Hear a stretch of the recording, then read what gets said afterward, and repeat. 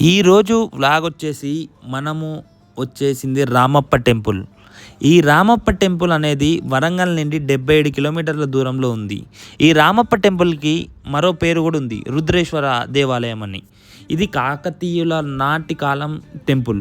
ఇది 800 సంవత్సరాల పురాతన కాలం టెంపుల్ కాబట్టి దీన్ని కట్టడానికే 40 సంవత్సరాలు పట్టింది.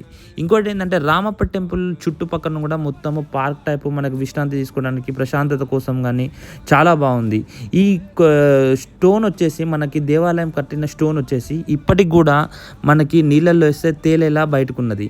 దీని చరిత్ర వచ్చేసేసి మనకి రామప్ప దేవాలయం యొక్క అద్భుతమైన నిర్మాణం వరంగల్ ప్రధాన నగరం నుండి 77 కిలోమీటర్ల దూరంలో ఉండడంలో కాకతీయ రాజవంశం యొక్క పురాతన దాని నడిబొడ్డున ఉన్నది కాబట్టి శివునికి దీన్ని అంకితం చేయబడిన ఈ ఆలయం 40 సంవత్సరాల కాలంలో నిర్మించబడింది అని నమ్ముతారు. కాకతీయ పాలకుడు గణపతి దేవుని కాలంలో జనరల్ రేచర్ల రుద్ర దీనిని నిర్మించారు.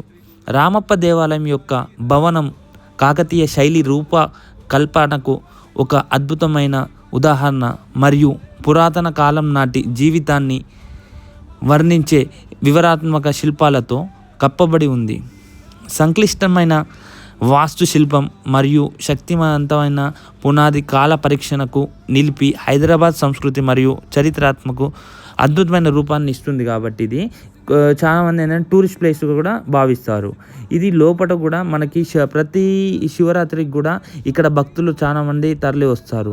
దీని ఇంకా లోపల ఇది మనకి శివుడు ఉండడంతో ఇది చాలా పవిత్రాత్మకంగా ఉంటుంది. కాబట్టి లోపల కూడా ఎటువంటి స్టోన్స్ కూడా మనకి స్టోన్స్ టచ్ చేసినా కానీ స్టోన్ ఒక విధంగా సౌండ్ వస్తుంది. ఇక్కడ ప్రతి ఒక్కటి కూడా శిల్పితో ఒక చరిత్ర ఉన్నది.